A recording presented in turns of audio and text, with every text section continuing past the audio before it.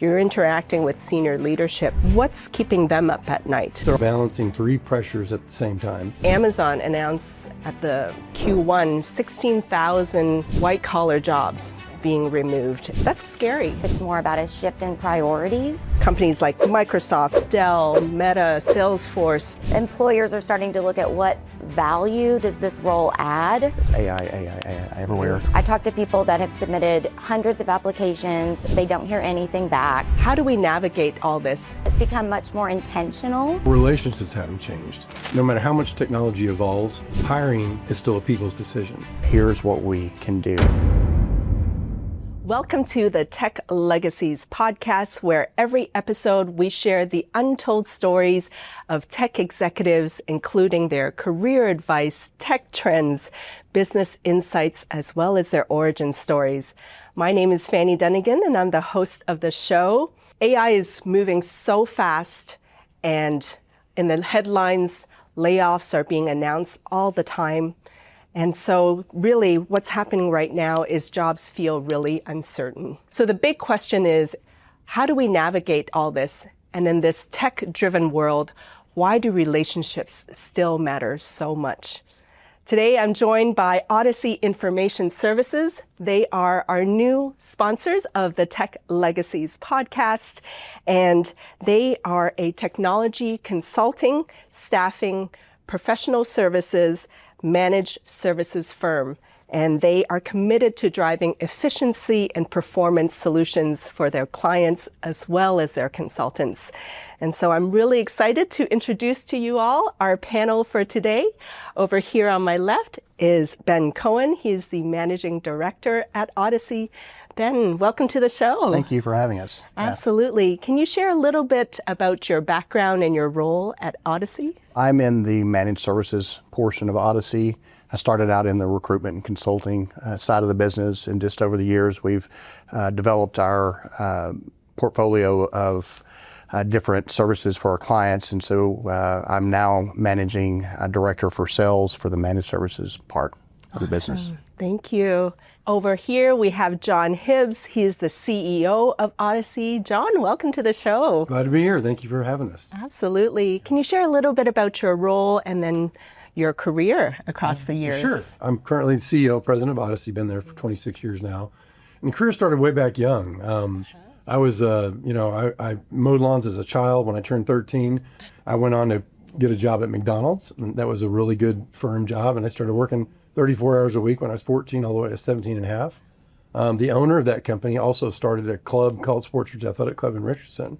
And I went there and I worked full-time all the way through college. Ended up being a sales manager. I got a degree from University of Texas at Dallas. And so I took a role as a full desk recruiter and salesman, and did that for about 6 years with DHRG. And then I moved on to another company called Lear Data. Some of us worked there together. Spent about 6 years there, and it was bought twice. And in 1999, they were bought again by a software company in Michigan. And they flew down and met everybody and told us that we're going to start working in the Dallas-Fort Worth market. And we were a nationwide consulting company, and that just didn't make sense. So I wrote a business plan, turned in my notice. The other owner also turned in his notice the same day. In fact, he almost ran me over walking in the door to turn in his notice. And so that was Todd Kirkby. And so wrote a business plan, presented it to many banks. And Texas Capital Bank was the only bank that matched our deposit with a line of credit. So that's when Odyssey was born. Wow. And we started in March of 2000 and continued on and hired Ben 3 days before September 11th, 9/11. Yeah. And so that was interesting. We flew out to California Monday, had a great trade show. And then Tuesday morning it was 9/11. And it was just a crazy time. And so many years go on. The banking industry's collapsed in 2008. COVID hit, obviously, and here we are today. And it's been a great opportunity. Those are some bold moves, Jon. Much respect. Yeah, for sure. And then last but not least, we have Kristin Hughes. She is the Director of Recruiting at Odyssey. Welcome, Kristin. Hi, thank you, Fanny. And we have a long past together, but Yes. Please share with our audience a bit of your career. So yeah, I graduated. I'm from a small town in East Texas. I grew up there and then went to UNT in Denton. Graduated in 2004 with dual bachelors in mathematics and economics. which sounds amazing, right? If it were today, I could walk right into data analytics, but in 2004, those jobs didn't exist. So it was be a teacher or an actuary and do insurance risk. And so neither really sounded appealing. So after a couple of years, my aunt actually had her own recruiting firm, and she's the one that got me into it, and technical recruiting kind of satisfied that math mind of mine. So I worked with her, got really great one-on-one training for about a year. And then at that time, Jon reached out to me on LinkedIn and kind of recruited me away to Odyssey. And it's been almost 18 years now that I've been with them. It took about 9 months and multiple tries. It did. Took multiple efforts, so don't give up. Now I know why you're good at Boolean searches. Is that analytical mind of yours? Yes, there you go. I gave it away. We'll talk more about that later. I want to talk about, well, the hot topic in the news right now. There's a lot of AI layoffs, lots of turmoil, uncertainty, change in the market, right? Both from the employer point of view as well as the job seeker point of view. Companies like Microsoft, Dell, Meta, Salesforce, even Amazon announced at the Q1 16,000 white-collar jobs being removed. And so that's kind of scary. But obviously that's the headlines. What are you seeing in your day-to-day work? Yeah, what we're seeing, it's obviously been a lot slower, I think, just with uncertainty around technology, but really it's not necessarily a lack of hiring. I think it's more about a shift in priorities. I think, organizations are still hiring for those positions that really need to push the business forward, that we need to keep the doors open, security, right?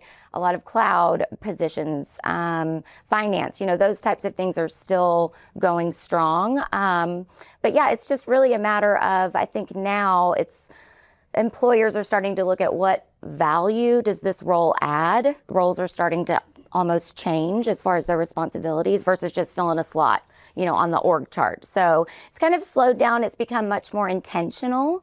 So I think that's what we're seeing. We're starting to also see a shift into kind of project work, contract work, because again, that's another avenue that allows businesses to continue to push projects through while having that flexibility on their hiring. So that's kind of what we're seeing. Any kind of drop in popularity of roles or decline of roles that you see? I think I've seen, there's hesitancy about positions where a lot of the tasks can be automated, potentially by AI, things like customer service reps, data entry, just kind of that baseline. So there's a lot of talk in the industry about what that means, moving forward, and just ensuring that we're still bringing those entry-level people into careers so that pipeline is there. So it's shifting all around. So I think it's important just to stay flexible and stay open as an employer and as a candidate looking for a job. Well, Ben, you look after managed services at Odyssey. What kind of trends are you seeing with your clients? So kind of the usual suspects that we see quite a bit is modernization of people's environments. That's always kind of the marquee thing that clients are wanting to do to basically have a leg up against their competition. Yeah. And so they're always modernizing their hardware, they're updating their software, and so that where we come in is to provide consulting services to support that.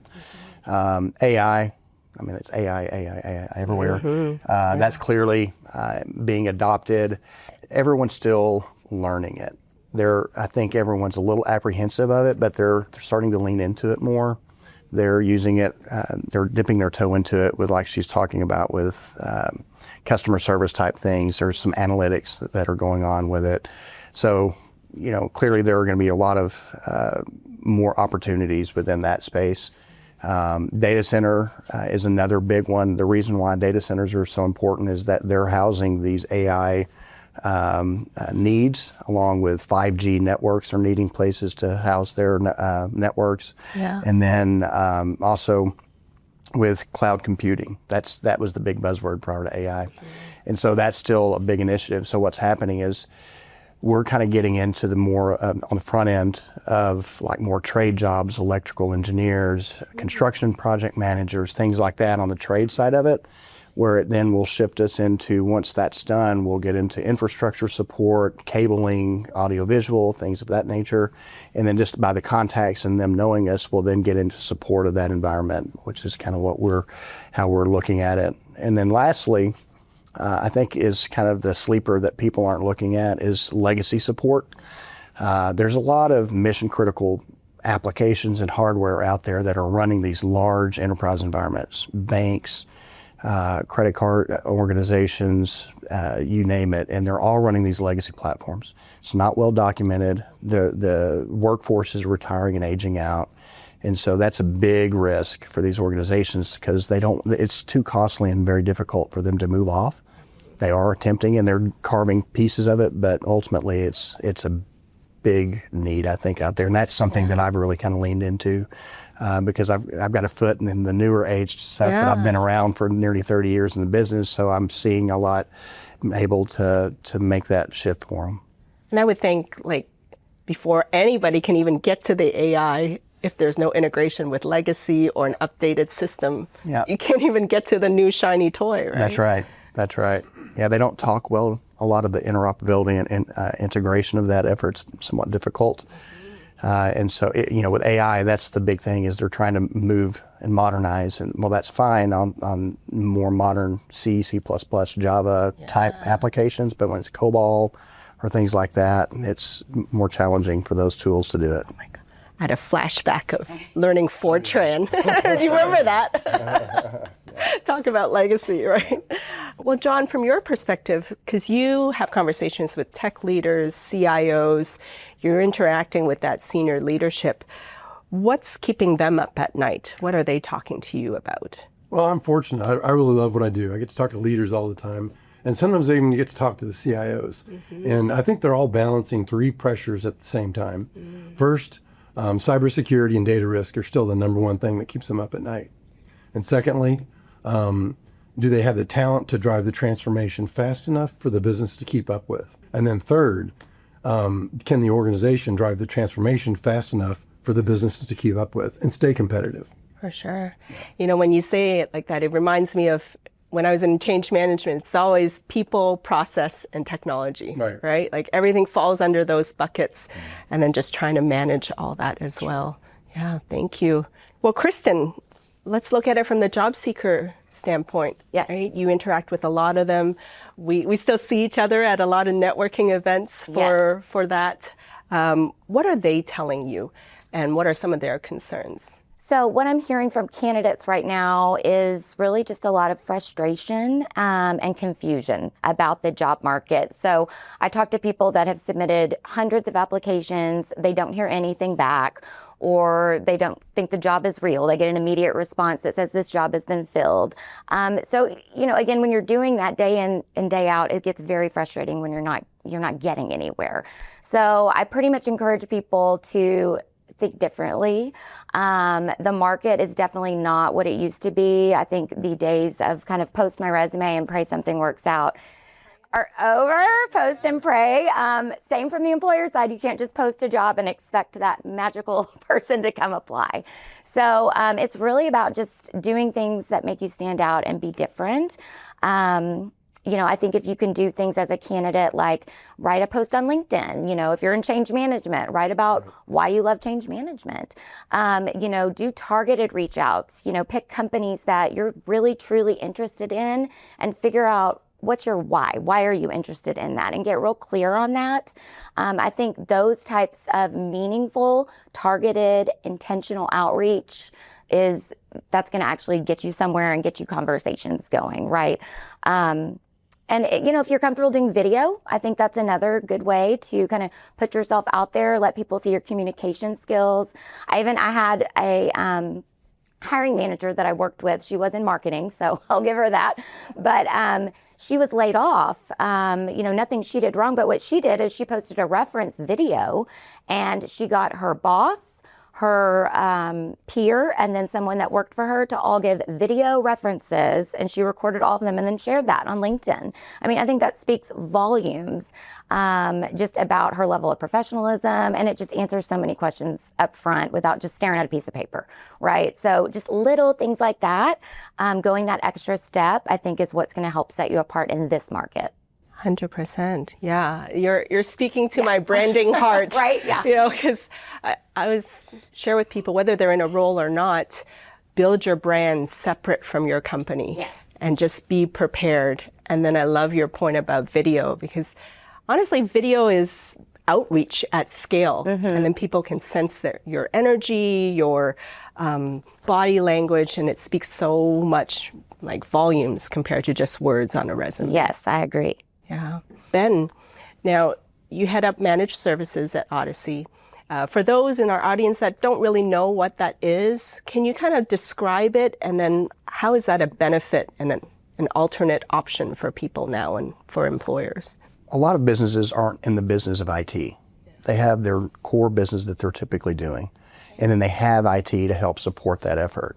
And there's so much energy, there's so much money, there's so much staff and management of that environment. They get sucked into that versus just doing their normal, what made them important in the first place, their business. And so what managed services to me is basically being able to allow those clients to get back to their normal business and supporting and being able to do that production support, applications, database, whatever it may be. We're taking that pressure off of them so they can run their day in, day out business. So we've seen a lot of clients that there are IT companies that do great IT infrastructure support, and that's great, but there's a lot that don't. And so when that's the case, managed services is more, to me, a collection of multiple people supporting multiple different environments, having strong statements of work in place to say, all right, here are our metrics, here are what we are delivering. Does it hit the standards that they're looking for? And then supporting that with documentation and a team approach to support it. So when it's deployed, how does that look like? You gather teams and then deploy them at clients, or walk us through a little bit of that? Well, every one of them is a little bit different. Kind of case by case. It is case by case, and normally, fortunately for being in the business a long time, it's very difficult to sell managed services up front. To go in and say, I do this. It really starts with a consultant or an advisor of here's what we can do, and they're there and there's trust built. And then over time, they're like, what else can you provide? And then just over time, it's just a collection of things, and it's rapport and it's trust and growth. And so we've been very fortunate for being in the business to support multiple clients for multiple years, and we've helped identify gaps. It's amazing how many gaps are in infrastructure and applications areas. Teams don't talk to each other, applications doesn't talk to systems, database doesn't talk to this and that. And so we try to get in there and help be a glue of all that and keep collaboration, communication open for them. And your consultants are literally like rolling up their sleeves and like in the operations. We'll get to maybe a team delivery here in a little bit, but it's not just one person. You're getting a bench of other people behind them that are known resources. I think what is so important for a managed services company is the people that are doing the work. It's not Odyssey corporate doing it, it's the consultants, it's our employees that have been in the business with us hand in hand for 10 or 15 years now. I know them. I know what they can do. I trust what they are going to say. They're going to do it, and they deliver. And so that's very easy to sell to your clients. They hear it in my voice. And so I feel great every time I talk to a client because I know what I'm delivering. When it's an individual, it's more difficult if you don't know a person's background or skill set. When it's a service, I know everything that they can do. For sure. Yeah. And I think that was one of the reasons I really gravitated to your team, right? You guys, and Jon, like you guys have built relationships, like long-term relationships over 5, 10, 15, 20 years with your clients, right? So as you kind of look across these decades, right, from the time that you started the firm to now, obviously the technology has changed, but what hasn't changed for you, Jon? Oh, relationships haven't changed. No matter how much technology evolves, hiring is still a people's decision. Clients want partners that really understand their environment. And candidates want someone that represents them really well, not just a transaction. Yeah, totally understand that. Again, like at the end of the day, everything's changing, but then that relationship and that trust that you've built with your clients and your consultants remains the same and built on trust. Well, as the founder of Odyssey, and you look back through all these decades and years with your teams, what factors do you think contribute to that longevity? Well, I mean, from the very beginning, we didn't want a heavily controlled environment where every activity was controlled by measurable metrics. We give the sales staff the freedom to go after clients that they want and with no territories. And one of the things about that, one of the companies that we worked for before, we had 10 territories, and each sales rep had 4 to 5 different states. And for an example, if you focus on a city like Memphis, Tennessee, and you tried to get into that account, you would try every avenue, every relationship, and sometimes you just did not move in. So you'd move on, and it's human nature not to go back to that account. At Odyssey, we do not have territories. It allows anybody to come along, and maybe it's somebody that they placed at another account years ago, and they just got a position there. And so it gives that opportunity for that foot in the door, and then you have a new account, and it's born. And so as far as the recruiters, they have the freedom to work in any area and wherever they would want to focus on relationships that they're passionate about. And when you give people that ownership, it gives them, they treat it like it's their own business instead of a job. Well, Ben, you've been with the company, how many years have you been with the company? September 8th will be 25 years. Right. Wow. Yeah. And why do you stay at Odyssey? Because it's been a career. Jon is an amazing CEO. Todd is a great CIO. I trust them. They trust me. And so they've given me a platform to do what I want to do, and they've always trusted me to do the right thing. And so I feel like it's my own business. I mean, we all have, Ben's LLC underneath Odyssey, and we all can grow it as much or little as you want, but there's great opportunities. It's just a good platform. And so I've always enjoyed working at Odyssey. That'll be my last employer-employee relationship. Because I just trust him, and he trusts me, and just the organization. And so I like the coworkers that I work with. I've reinvigorated my career doing the managed services part of it because, I've done the other for so long. It was a breath of fresh air, and it's just a great environment to work in. I love that. I want to pause real quick here and give a special shout out to one of our sponsors, CG Infinity. I've worked with them for several years now, and I can truly say that they have one of the best workplace cultures that I've ever experienced. And they specialize in a variety of industries, especially energy, utilities, and financial services. And they serve them through their Salesforce, cloud, as well as customer experience services. So thank you, CG Infinity, and I hope you'll support them as they have supported us here at the podcast. Kristin, how many years have you been with Odyssey, and why do you stay? Yeah, I've been with Odyssey, I think almost 18 years now. But yeah, really just mimic exactly what Ben said. And that's what I tell people is that, this is essentially like your own business. That's how Jon and Todd want us to treat it. Is because essentially that level of ownership is going to make us care, is going to make us kind of, really pour into that and give it everything we can. And so again, yeah, it's just trust. Like everybody I work with, okay, I guess. You could have a beer together, right? She was looking at me like, I don't know, but no, I'm just kidding. But yeah, it's great to continue to work with these people, continue to grow with them. And so, yeah, that's why I stay. For sure, yeah. Jon, when you hear these responses of your team, how does that feel? Like this is part of the legacy you've built. I'm so appreciative. And again, I do feel like they built careers, not just roles. And that's really the basis of the longevity. Yeah, love it. I want to dive even deeper into managed services. One of the things that I was scoping through your website, and one of the things you guys talk about is this team-based delivery. What does that mean? Can you kind of walk us through maybe in a case study or a description of what that is? Yeah. So I mentioned earlier, we, because of the history and longevity, we are supporting multiple clients. Yeah. We historically have started out with an individual consultant, and they do a good job. And so there's rapport built and trust.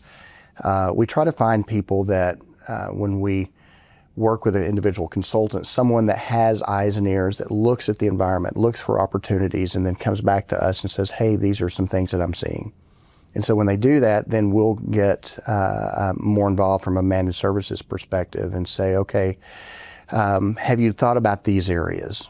How are you identifying this? What keeps you up at night? What risks are out there? And then you start just continuing to talk. It's a very long sales cycle.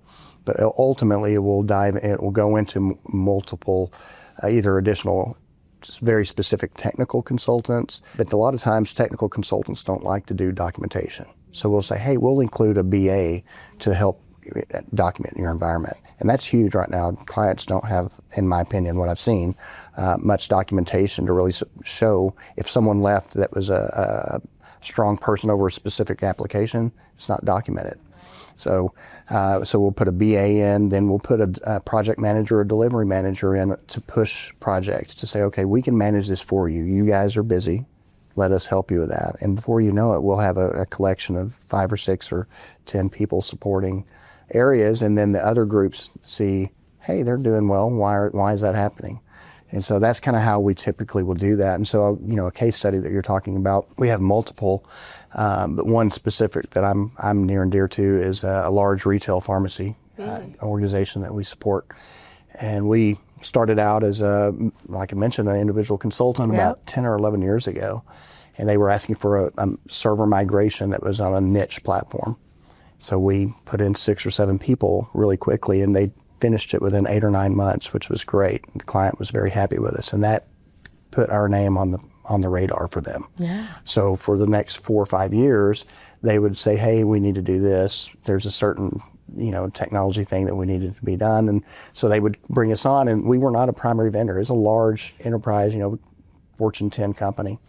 And so 5 years go by, we're doing small things, and then they came to us that we're doing another major shift. We want to work directly with you. And so that kind of was a catalyst. We really got in, and we have 2 network operation centers for them. We have systems management people working, supporting the environment, application support, compliance, database, you name it. We're supporting them, and they keep asking, can you support this other legacy platform? Can you do this new modernization effort? So it's been great to kind of see it change. And we've done that at 2 or 3 different accounts. You can really see the trust that you guys are building, though, right? Because then it's like you proved yourself in this smaller project, then it gets bigger and longer, and then... It's the people. Yeah. Again, we have a really solid team on our managed services group. I trust them. I would love to name drop, and I made Donna and Eugene and Steve and Robbie. There's so many. They're great, and I enjoy working with them, and I trust them wholeheartedly. And so they are such a great team to work with. For sure. Thank you. Kristin, from your perspective, right? These candidates out there, obviously some of them have been ghosted, some of them have had bad relationships with recruiters, and trust is hard to build, right? Over time. How do you build trust with your candidates and have those long relationships that you do with them? Yeah, I think, it kind of speaks to what you were saying about our team, right? It's integrity. Do what you say you're going to do, right? That's essentially what it comes down to at the end of the day. And that's how I've always lived as a recruiter. That's how I've always been. If I'm talking to someone and I say, I'll follow up with you before the end of the week, then I'm not going to leave on Friday until I send that person an email, even if it says, hey, I don't know anything yet, but I just wanted to check in before the weekend. Right. Now, that kind of communication means so much to somebody that's job searching, that's feeling vulnerable, and that's what I would want to receive. So I think that, from what I've been told, that kind of level of communication, that high integrity is why people continue to kind of come back to me, come back to us. I've got tons of stories where I've met someone and then maybe I don't place them until, 10 years later. That's happened multiple times. I have a card on my bulletin board at work. So I worked with this VMware engineer for probably 7 or 8 years on and off, just sending him on interviews, nothing really stuck. And then we finally placed him somewhere after about 8 years. And on his first day, he sent me flowers with a card that said, "Thanks for sticking with me." And, that meant more to me than any placement transaction or anything like that. So I think that's what it comes down to is just, we're honest. We're going to tell you how it is. If you're out, no longer in consideration, we're going to tell you.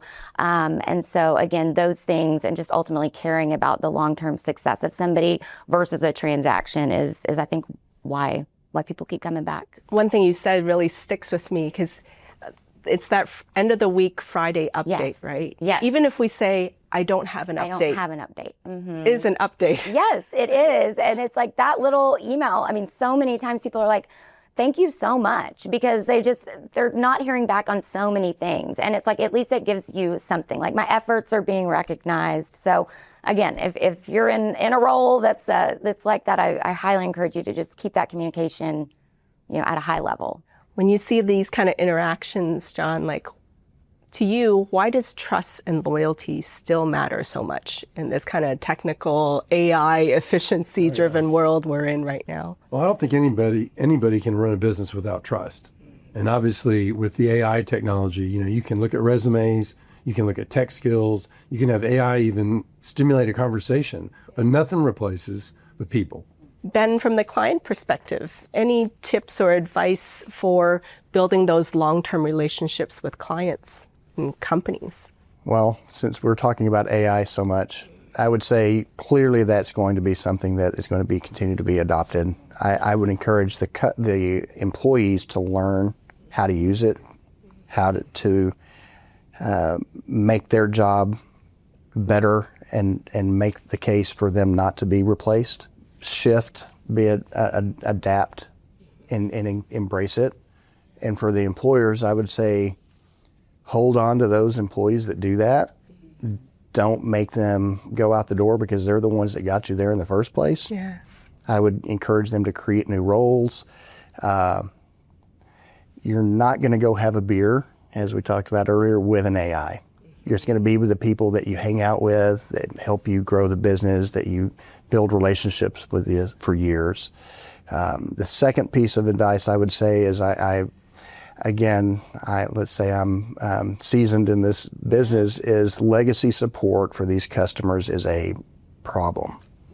It is that workforce is going to be gone if they don't start encouraging heavy documentation of their environment, if they don't start encourage training for new people coming in to support it, and then until those trained people get up to speed, give incentives, give creative ideas to cross-skill people to be able to support a newer thing, and then the older legacy that's keeping the business running. That's what I would say that I would encourage customers to think about. Yeah. You bring up such a good point because documentation, standard operating procedures, they can't even get to new processes or AI if they don't even have a full understanding of the existing process. That's exactly right. And then they can look at where the inefficiencies are, and then, okay, now let's look at the new process or a new way of doing things. I would say 75% of the customers that I've supported over the years are still heavily on Excel. Wow, and run a lot of their environments. 75%. I mean, just there's some. I mean, to a degree, there's so many that are like, yeah, I've got this Excel spreadsheet that supports this, and I'm like, okay, put that in a SQL database or something. But it's amazing. Yeah. In large companies. I believe it. Yeah. I believe it. Kristin, I mean, speaking of this AI world we're in, right? You hinted at it earlier as well, but this need for personalization, Yes. right? To see the person, to be visible. Yes. Can you expand on that further? Yeah, I mean, I think there's a lot of talk in the recruiting world about AI. And is it going to replace our job and sourcing and this and that? And I do think that, yes, it is coming for sourcing, for the act of actually finding those people, those resumes. But where I think it's going to take a while to catch up is the engagement, is the relationship. Yeah, you can find that resume, but can you get that person to respond? Can you get that person to be interested? So that's the main thing. I've started to see all this push too with AI messaging, and a lot of our bigger, I won't name drop, companies that we use for recruiting solutions are saying, use our tools. And, I haven't been impressed so far. Obviously, I'm sure people will tell me it can learn over time, but it just still screams AI. It doesn't scream me. And if it's doing this for me, I'm starting to see the same messages. It's like, I think ChatGPT created, like some flyers. I'm seeing these flyers everywhere now. So it's like, to me, it doesn't say what business is that. It's, oh, ChatGPT made that,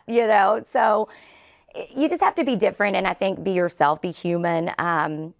Messaging wise, I remember one of like the best, I think, response rates I ever got was a while ago. It was probably 10 years ago, but it was for a really high profile role, like a VP level position, here in Dallas. So it had been open for about 6 months. People knew about it, people knew about the job. So I kind of leaned into that, and I titled it, I bet you $1 million. You already know about this, ... And, I got instant responses from C-level people that were just like, I have heard about it, yes, but they took the time to respond because they knew it was a human. If I had just sent some canned message, I would not have gotten that level of response back. So again, I think just be a person when you're sending a message. I think that's key right now. And I'm safe from AI, at least for a little while. You can always tell, right? Like we get those in messages, direct messages in LinkedIn. We know it's a copy and paste. Yes. Even if like a name here is changed or a word is there, it just doesn't feel authentic. Right. And so we can feel when someone has personalized it. I want to pause real quick to thank one of the sponsors of our Tech Legacies podcast. She is Shauna Black. She is a heart-centered executive coach. You're stuck in your career and wanting to get to the next level, but you feel something holding you back. Shauna Black is someone that will see your light, see your gifts, harness it, help you pull it out, and enable you to be the next level of powerful leader that you can be. Kristin, I do want to call out something, like a fun fact about you, right? Because this is the first time, when I first kind of went to a conference with you, it was the first time I heard about it. You were the 2021 SourceCon Grandmaster Challenge winner. Yes. Congrats. I didn't even know what sourcing meant or was. I just knew about recruiting. Yes. Tell our audience a little bit about this inner workings of sourcing, and what it's all about. Yeah. So a lot of people don't, kind of think about it as two separate funnels, right? So Shocked recruiters, and I'm a full stack recruiter. I'm a sourcer and a recruiter. So, but recruiting is essentially the full process, right? Get the resume, talk to the candidate, set up the interview, get the offer out, all of it. Sourcing is essentially the act of passively finding people for the job that are not necessarily looking, right? So it's about looking in places where resumes don't live. So GitHub or social profiles or online articles and blogs, conference attendee lists. I mean, kind of just really going off of what are the different ways that I can go about finding someone and finding their contact information. So that is kind of the art of sourcing. Do you have like a little insider trick or a creative, unconventional way you've gone after a candidate before? There's a lot. Yeah, there's so many different ways, but I love all the SourceCon. It feels like I'm hacking, right? But I remember one time I did find, it was a deep search on these specific type of software engineers. So I think I had found someone's article that led me to their GitHub repository, but it was all private. But I do know a trick where I can look at the code and find their email address. And so I did that. It was a dead email address. But anyway, more research. Basically, I found their website and they had a contact me form on their website. That's how much this guy did not want to be contacted. And so I messaged him through that, told him exactly what I did. And then a couple days later, I did get a response back that said, I don't usually reply to recruiters because I'm not looking, but I had to applaud your effort, And so, again, even though I didn't get a submittal or a placement out of that, I made a connection, right, for the future that, he's not going to forget me. So that's the art of sourcing, I think, is in building those long-term pipelines. You're like the Sherlock Holmes of... Yes, it was a global competition, I will say, of all the best sourcers in the world. So I was pretty happy to win. Yeah, I bet. It's so cool. Well, looking towards the future, right? And it's so hard to predict, right? Obviously, the crystal ball here. But Ben, like in the next 3 to 5 years, what would you say are some of the future of IT services and trends? I would say still, we are early on the path of AI. And we are talking about that as a discussion point. And I think that will continue to expand and grow. I think I mentioned earlier too, the legacy support's another thing, but I think there's a risk reward of making everything so IT and not so personalized. We're in the people business. And so people make all this stuff work. 3 to 5 years, I hope that there's still a lot of people left in the business to continue to have rapport with and build. I just don't lose the focus of what the business is there for. That's what I would think about. I'm reminded of something I saw on Instagram the other day. They were actually talking about the future of marketing. And while there's all this AI to help with content creation and all that, they actually also saw a rise of like experiential marketing, where like pop-ups where people can try food, or even if it's a gadget, a pop-up at a neighborhood where they can play with the gadget and like touch things and interact with things. So while there's this whole rise of AI, there's also this rise of like in-person kind of events. Yeah, that's what I feel is like in the industry is people are craving that one-to-one, that connection. I think there's so much technology out there, it's starting to get very distracting. Yeah. So I think social media is a really good point there. There's so many people behind their screen. Yes. Right? And it's just like, there's online bullying, there's all this kind of stuff that, it's just not good for society, really. And so I think that the interaction, it's coming creating back. platforms to have human interaction is great, for sure. One of my clients did a Tech and Tacos event to meet candidates. Yes. And then just, I love it. Chat over tacos, right? Yeah. Jon, from your perspective, right, as we look out into the future, and then as you reflect back over the last 25 years, right, what's been the toughest leadership lesson that you had to face? That's a tough question because it's a toss-up. Trying to provide really good benefits to our employees and also managing remote work. Healthcare cost is so expensive, so costly to the company and very expensive to the employees. It's hard to provide that satisfaction between both sides. And then managing remote work, when you're trying to manage teams that are not physically together, it takes a whole nother level of communication and trust. Yeah, for sure. But I see sometimes on social media, you guys do a lot of get-togethers and team events, right? Yeah, so doubling down on that still. Absolutely. Yeah, we always do that. We do that for our consultants as well. So, we always are doing team events, happy hours. If they're not here, we'll send them gift cards to go out to eat, on us, things like that. So we for our consultant culture as well, I feel like we do a great job of being inclusive, and keeping everybody happy. Conversation over shared food. Yes. That always works. Always works. For sure.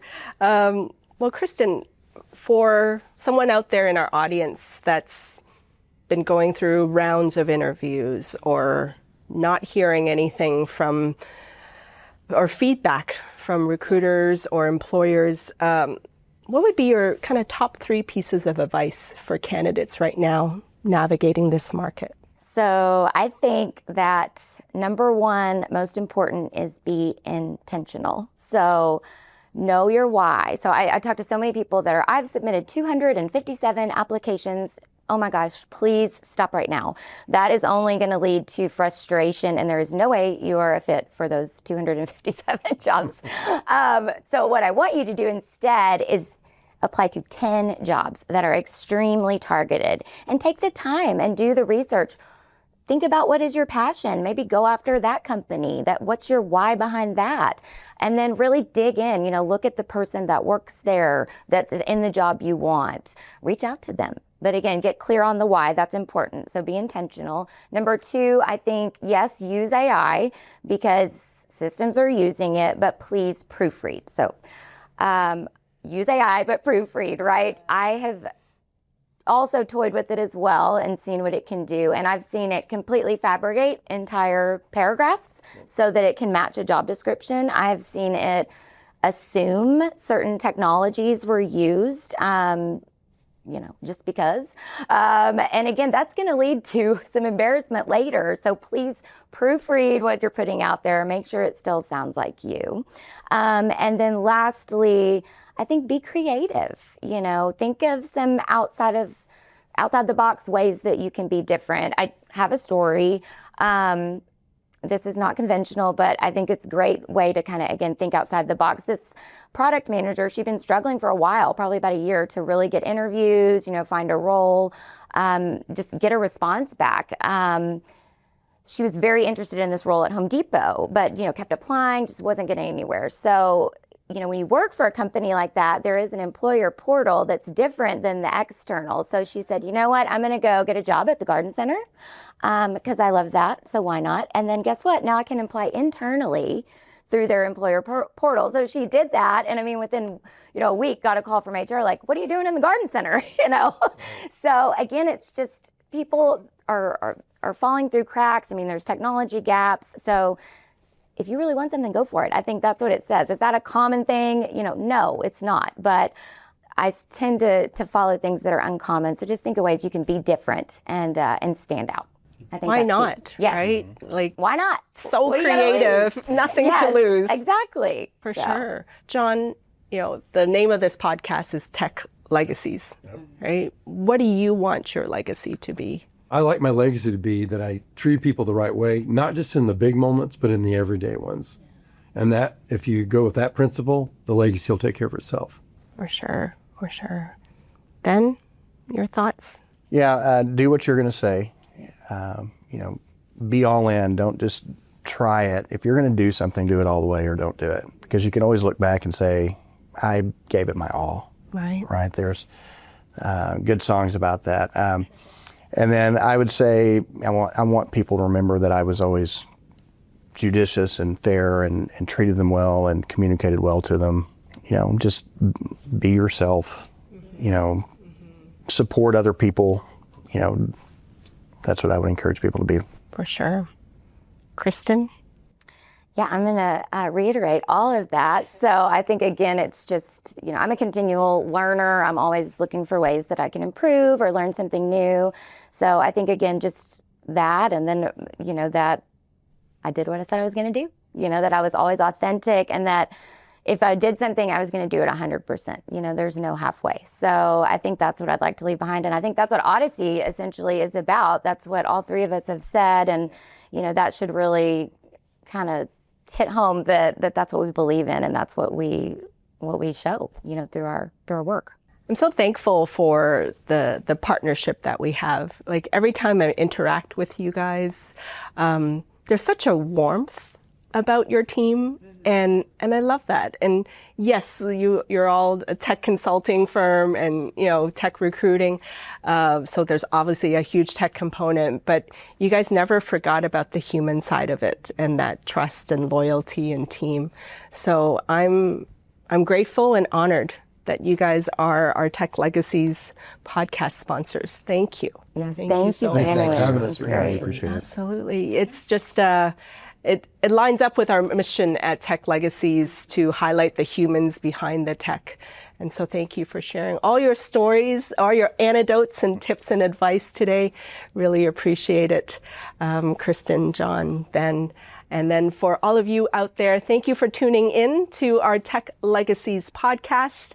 Be sure to like and subscribe to our YouTube channel at Tech Legacies, and also to give us feedback and follow us on the various audio platforms like Spotify as well as Apple Podcasts.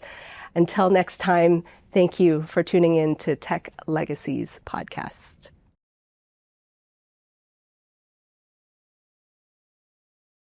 I want to take a moment here to give a shout out to one of our amazing partners of Tech Legacies podcasts. Here with us, Karen Bruno. She is the CEO of Tech CXO Launchpad, an incredible partner of ours.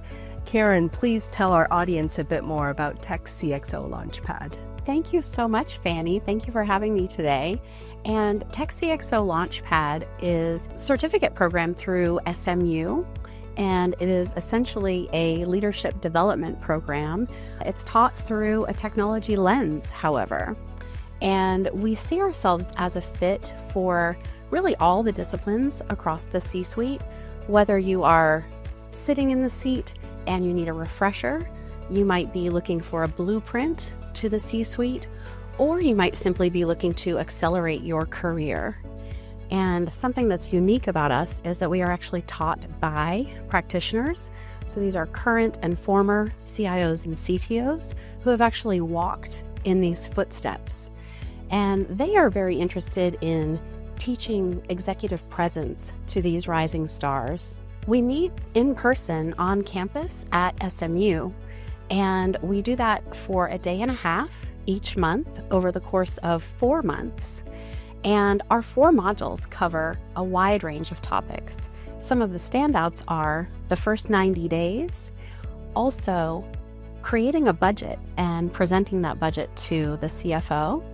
We also cover some legal topics, such as contracts and the legal implications of AI.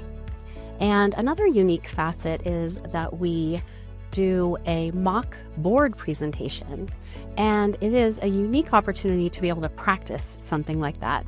That is something that you typically are just thrown in, and we also incorporate networking into each of our modules.